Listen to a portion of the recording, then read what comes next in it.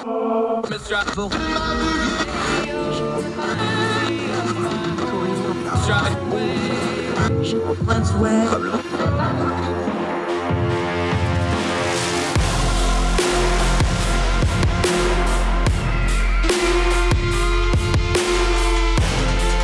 your host, Andrew Donaldson. This is Heard Tell. Welcome back to Heard Tell. I'm excited about this one. I love talking to this gentleman. I love interacting with him on the Twitter, which we do frequently. He's been a good Twitter buddy. He is an august and respected member of the Twitter Supper Club, but his day job, he's a senior fellow at the American Enterprise Institute. You've seen his writing all over the place. Brent Orrell, sir, how are you? Thank you so much for the time today. I'm doing great. Thank you, Andrew, for having me on. And I almost didn't recognize myself from that introduction. So that's terrific. And I big fan of all of your work and Heard Tell, and it's just it's great to know that there's this voice out there that is trying to present solid arguments to an audience that is hard to reach, actually. Yeah, it's we very much have a niche media, but there's some niches we haven't filled the cracks in yet, and we try to do that. That was just my payback for being on your show, where we were going to talk real big picture stuff and ended up talking about Waffle House. Well, is there anything bigger picture than the Waffle House? No, I don't think so. No, it is a microcosm of Americana. That's right. But yeah, we talked for like an hour and a half, and all everybody talked about when that release was, hey, you talked to Brett about Waffle House on AEI. That's amazing. So I will wear that hat, proudly do so. We're talking about the piece that you wrote about men in the workforce. I've got to ask you, because, and you started your piece out with this, you actually wrote and studied this way back in 2017 as part of a larger poverty study, but you touched on a lot of the same things, and then you started the new piece. So let's just start right there. 2017 till now, what has, or maybe more to the point, what hasn't changed that brought you back to this subject of men in the workforce? Yeah, that's a great place to start. I mean, we have been really since 2015, I think, sort of consumed with this challenge. We didn't realize how big a challenge it was, or how big a challenge it was going to present, not just to workforce, but to the broader society, of this problem of male withdrawal from the workforce. The election of Donald Trump to the presidency sort of put this problem front and center on the national agenda. Everybody started scrambling with, what does this mean? How should we respond? What do these white, non-college educated men in particular want? What do they want? What's wrong? How can we fix it? Then there were a couple, very important books.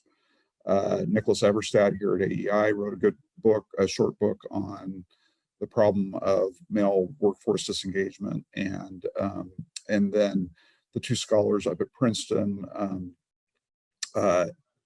Angus King and his wife, whose name is slipping my memory just in the moment, but they wrote they wrote a book on the deaths of despair, and trying to get a handle on what happened between about 2000 and 2015, as we went through a really rapid and abrupt, I think, kind of shift in the job market that seems to have impacted men disproportionately. Those books came out, and then Robert Doar, who is now the president of AEI, I wasn't really working at AEI at that point. I was an outside contributor. Robert Doar, who led our poverty studies, is now president, and then Harry Holzer, who's a very well-known labor economist at Georgetown University. The three of us got together to try to write up some public policy considerations to address the challenge, not so much dwelling. We kind of laid out the underlying problem, but we were more interested in what might be done to help reverse this challenge. So that's what it was. That was our situation for quite a while. And what struck me as the economy began to move out of the pandemic recession was that the labor market was in fact changing in some ways that were really quite favorable toward professions, occupations that have traditionally been male dominated. And you could see this. I mean, we've all heard about the labor shortage, but where is that labor shortage most acute? Well, it's actually most acute in fields like manufacturing and construction, mining, and other kind of fields that we think of as male-dominated occupations.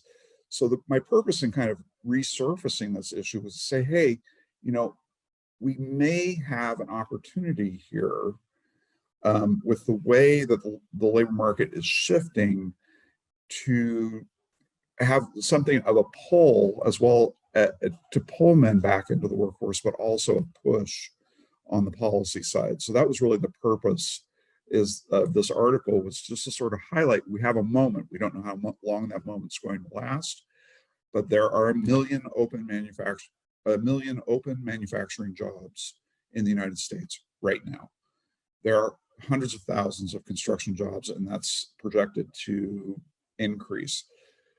The energy problems that we're experiencing, we were experiencing before the war in Ukraine, are, as we can see at the gas pump every day, just off the charts. We need more people, and traditionally those people have been men. So the jobs are there, but where are the men? We've got a lot of folks, a lot of men still on the sidelines in this country of the job market. Where are they, and how do we get them back? Yeah, let's start right there with, you can only pull from the job pool of the people that you got. It's long been discussed. We've covered it on this program before. I know you've wrote about this before.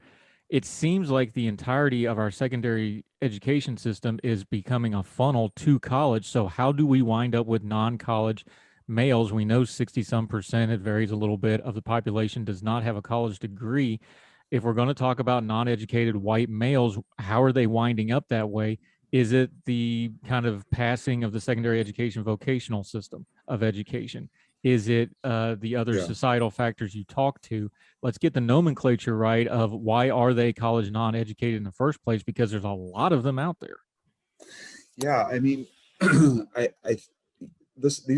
these are complex questions, and our tendency with complex questions is to try to simplify them rather than acknowledge the complexity and figure out how to respond. So progressives and conservatives have diametrically different analyses, diametrically opposed analyses of what the problem is. Back in the 1990s, when we went through the first round of this, it was predominantly Black men who were the point of greatest concern.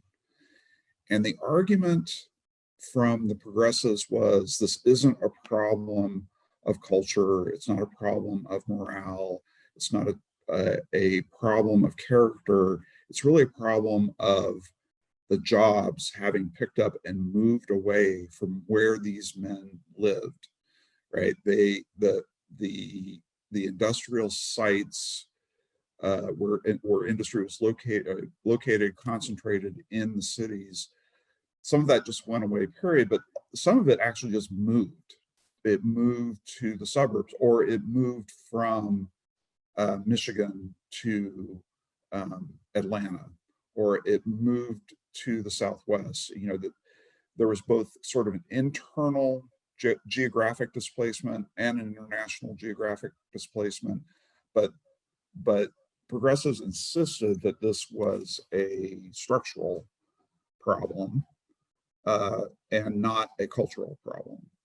Conservatives came at this from exactly the opposite perspective. In fact, one of our scholars here at AEI, Charles Murray, has written very persuasively on this, that you can't explain the withdrawal from work only with structural factors. In fact, what may be more important is the collapse in morale and the belief in work morale, and the belief that that working hard every day is a primary value, right? That these are values, these are things that really characterize the white working class in this country.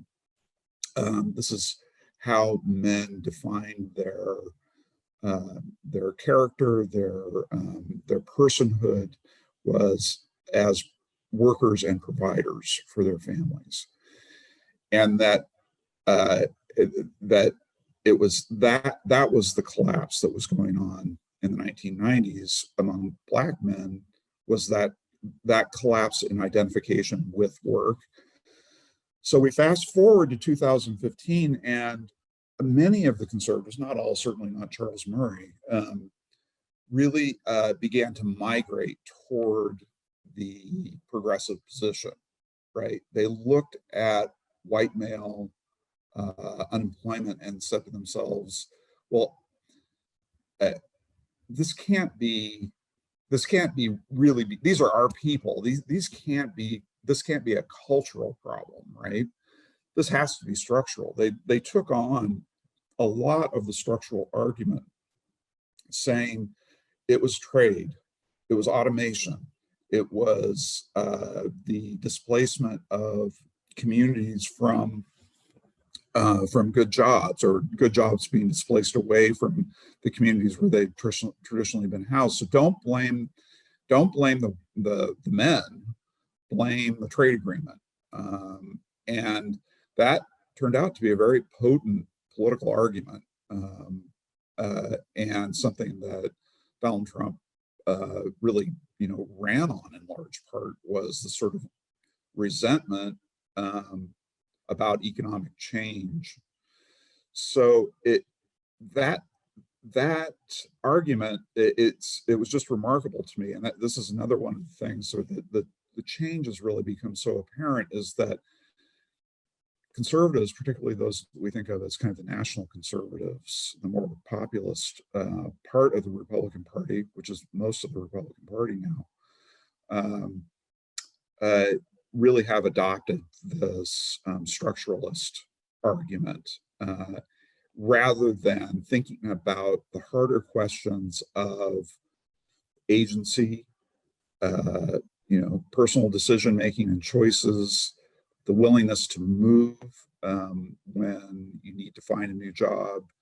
That all of the things that are internal have kind of been discounted. So that was to me, the really remarkable and kind of profound shift that has gone on, is that in the political debate, it's just that conservatives now sound a lot like the progressives of the 1990s. So in the way you wrote it, is if the populist moment is saying, well, it's not the men themselves, it's system, structures, and policies. And that's traditionally the progressive argument. Well, it's systematic and it's structures and policies. What does the data say, though? Is it a little bit of both? Is there a mixture in the spectrum that we're missing and wading across? What does the actual data say when you lay it out, though? Yeah. So there is no question that the economy has changed, right? We went from an primarily agricultural economy in the 19th century to the Industrial Revolution, which carried us into the 1970s, which then began the shift toward the information economy, and is now largely moved into knowledge, information, and services. That's the dominant. 80% of American jobs are in the service sector. We still produce a tremendous amount of stuff in this country. Manufacturing is far from dead. We just do it with a lot fewer people than we used to do. And that's the automation question. So to answer your question, that's what I said at the beginning, like, we want a simple narrative about this. What we've got is a really complicated narrative. These problems, the structural problems and the cultural problems, feed off of one another. If a business can't find an adequate workforce, that incentivizes the move toward automation. Not that it needs a whole lot of incentivizing. if the jobs disappear, people do get discouraged. It is hard. I'm not discounting that. And morale is affected by that. So it becomes kind of a vicious cycle more than anything else. Yeah, we're talking to Brent Orrell of the AEI. He's got a piece out about men. We're going to talk about that vicious cycle when we come back, because bad economics fuels cultural issues and vice versa. We're going to dig into that. Also, this is actually a new spin on an old topic. We're going to go all the way back to the 90s, like he does at the end of the piece, kind of compare and contrast how it was discussed there and how it was discussed now. More with Brent Orrell on Heard Tell right after this.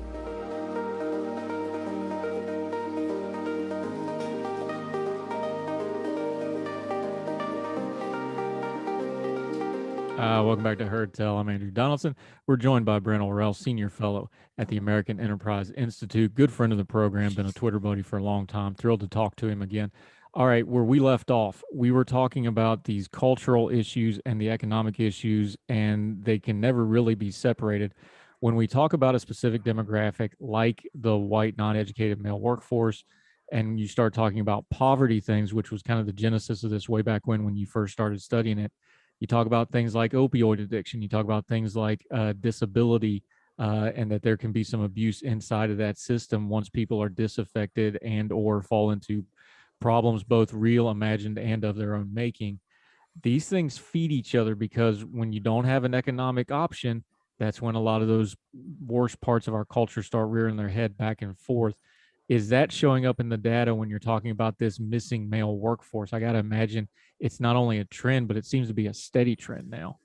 Yeah, and that was a major point that I wanted to address through the essay, because it points to kind of a fundamental inequity in the way that we treat economic disadvantage as it relates to men compared to what we've done relative to women, primarily in this country, which is in the mid 1990s, 1996, we passed a welfare reform law that said non-custodial parents, or I'm sorry, custodial parents who are mainly women and who are on the TANF program, the Temporary Assistance to Needy Families program, which is the main cash welfare program in the United States. We would henceforth only allow people to stay on that program for 5 years max. And while you're on the program, a woman who's on the program, a mom who's on the program, is required to pursue work and the things that facilitate work. And we said, we're going to subsidize your wages through the EITC. We're going to provide a child care voucher program for low-income moms so they could afford, a safe place to put their children when they went back to work. But we said that work was the expectation, that it was bad for people to not work, not just in the sense of being dependent upon the taxpayers for their subsistence, which is, it's a miserable way to live. But because it's bad for people, it's bad for their spirits, it's bad for their morale, it's bad for their physical health not to be in the workforce. The work meets a whole bunch of different needs, social and economic, in our lives. And we said to women, low-income women with children, you have to go back to work. We have never said that to men. Largely because men are not connected to our welfare systems in the same way that women with children are, unless they happen to be a custodial parent. Men sort of just like, they almost don't exist from a public policy perspective, except for things like the Child Support Enforcement Program, which is one of these efforts to try to get non-custodial dads to cough up when it comes to the economic maintenance of their children. So from a policy perspective, men just don't show up in our systems very much, but they do show up in some places, right? One of the most significant is the disability program. There is an argument to be made that SSI, SSDI, supplemental security income, supplemental security disability insurance income, have become a long-term welfare benefit for men like TANF, except that it's unlimited. Once you qualify for it and keep getting certified as being disabled, you're never going to lose those benefits. Now, if you are disabled, then you need that maintenance support, right? The question is there some portion of the SSI, SSDI population that isn't disabled, really disabled, or could be accommodated in ways that made it possible for them to work? Are the screens tight enough to sort of divert people away from that program and encourage them to, point them back toward the workforce rather than allowing them to get on? Because getting on SSDI is like a slow death sentence. Men get on it. They were already in not great shape. I mean, you can't just jump onto it at will. You have to have some sort of medical justification for this. So they're already in not great shape. But then sitting around all day is horrible for your health. And that's what we know about these men who aren't working, is that they aren't doing anything, really. On average, they're working about any kind of work, paid, unpaid, caring for family, whatever it is. It's about 45 minutes a day. And that is really bad for your mental, physical, emotional, spiritual health. And so what the article proposes is that we need to look at these the program, the SSI, SSDI programs, and really try to figure out, is there a better way to structure these programs so that only those who are really, really disabled get that subsidy, and those who are moderately or mildly disabled don't wind up in the program. We also need to look at food stamps, which is one of the programs that men can get support through without being responsible for caring for children. And it has an employment component to it, but it's voluntary. There's no requirement. We should be looking at ways, again, of creating an incentive structure that points people back toward the workforce so that people don't just fall into this trap of taking public benefits. Frankly, I think it's just really hard on self-esteem. Once you become dependent, it can become a vicious, self-fulfilling prophecy in your life that I can't work.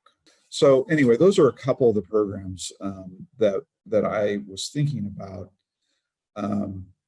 That there's some reforms I think that are needed, both to equalize treatment between men and women, but also to ensure that we are applying the same principles of redirection back toward the job market. We continue our conversation with Brent Orrell of the American Enterprise Institute on Heard Tell right after this.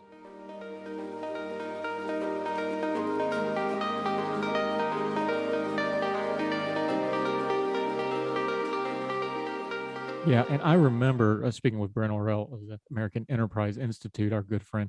I remember that. I've talked before, the Clinton years were my formative political years. My first election was the 98 midterm. That well induced me today because I learned some good lessons back then about hypocrisy. I remember that the term was welfare queen. It was very, very, if you go back, I bet a lot of people would get canceled if their comments back then would get put out on Twitter. Now we didn't have social media then. It was a lot of ugly stuff. I was in West Virginia growing up. They sent camera crews from the national networks down to the trailers and started pulling people out of them. And here's the welfare queens. I remember all that. That was another time. Is part of the problem here, and this is not a new problem with SSDI, but it is an all or nothing system. And it takes you forever to get the all. And then the all is, even once you get the all, even if you get full non-workable disability, it's still kind of this no man land between a living income and poverty. With the technology now, part of the problem is we need a scalable SSDI system, don't we? Because it needs to take into account things like the gig economy. It needs to take into account virtual work. These people, look, I'm one of them. I sit here and do this now because I can't do a quote unquote real job anymore because I'm disabled because of mental and physical disabilities, but I can be productive. There's folks that could be productive, but because of the way SSDI is structured, is that all or nothing. And then once it's all, they absolutely wear those folks out with, don't you dare go make money. Don't Right. you dare go make more than whatever I think it's $1,200 Yeah. now, whatever the current, because it scales. That creates that mentality. It's not just the people wanting to be that way. The system funnels them into being that way. Yeah. And technology has switched now where these people, well, why couldn't we give them a, like the military system, for example, where you get a 30% and you can work this gig economy job from home and we'll gap it and things like that. I think we just have an obsolete system and time has kind of passed it by. Does that feel that way to you? It's a really good point, one I hadn't thought of in exactly the way that you just talked about it. But right, it's part of this incentive structure that says don't work. You want to keep your benefits, and it may be less actually the money than the eligibility for health benefits that gets in the way. Like I can't afford to take a job that doesn't provide healthcare benefits. And your children get benefits if you're 100% serious, Yeah. Considerable benefits that's a portion to them too, because Yeah. you're talking about educational benefits and stipends. So yeah, I mean, I like that idea of, and that there's within the SSI SSDI program, there's something called Ticket to Work, which is intended to provide services and supports to people who want to try to work but are on SSI and don't want to lose everything in the process. So that idea is there, but it's all voluntary. And I think that we need to shift to a system in which the assumption is that we can find something for you to do, that you can be engaged as a worker, you can contribute to your own maintenance, and then whatever the gap is between what you can earn and what you need, we subsidize, because that's what we did. That's what we're doing with TANF recipients, is we're saying, all right, maybe you're only getting a minimum wage job. So if you are, then you've got the EITC that supplements your income. The earned income tax credit subsidizes your income so that you're making enough combined between your earned salary and your tax benefit to make it possible to do a little bit better than just subsisting. We don't want people to be locked into subsistence by welfare programs. Another interesting area, and this is something you probably know something about, but based on your career in the Air Force, is veterans benefits. Veterans benefits can function in kind of the same way if they're based on disability, and you can sort of stack up those benefits, various kinds of benefits, and wind up really disincentivized from working. We need everybody. We've got a labor shortage. I've never thought of any human being as being dispensable, but the indispensability of people is really in front of us right now in terms of the shortage in the labor market. So let's make the most of that. Let's get as many people back in the workforce as we can. Yeah, talking to Brent Orrell, a friend from AEI, as a way to kind of recap some of this, because again, it's a huge topic.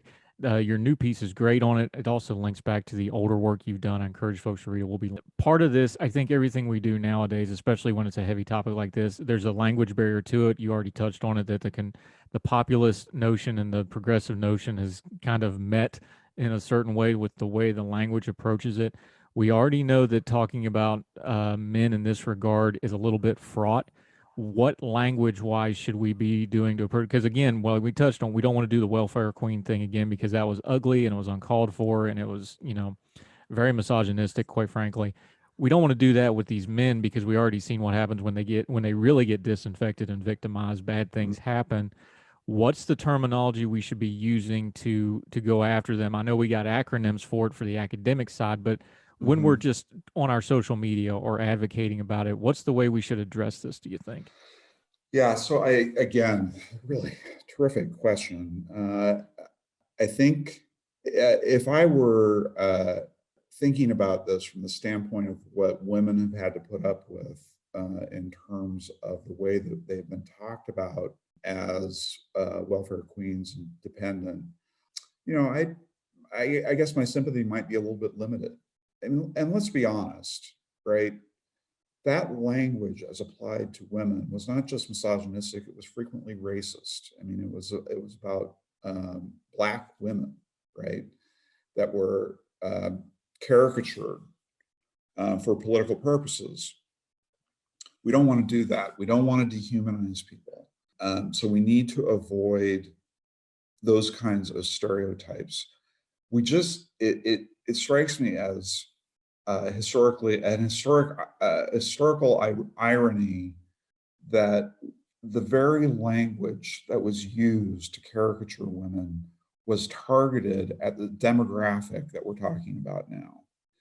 It was targeted toward ginning up and amplifying resentments for the purposes of politics. There is some accountability. There needs to be some acknowledgement, in my view, that that's what happened in the 70s, 80s, and 90s, that was part of what was going on. The flip side of that is that these current conditions totally undermine the idea that this was somehow about gender or race.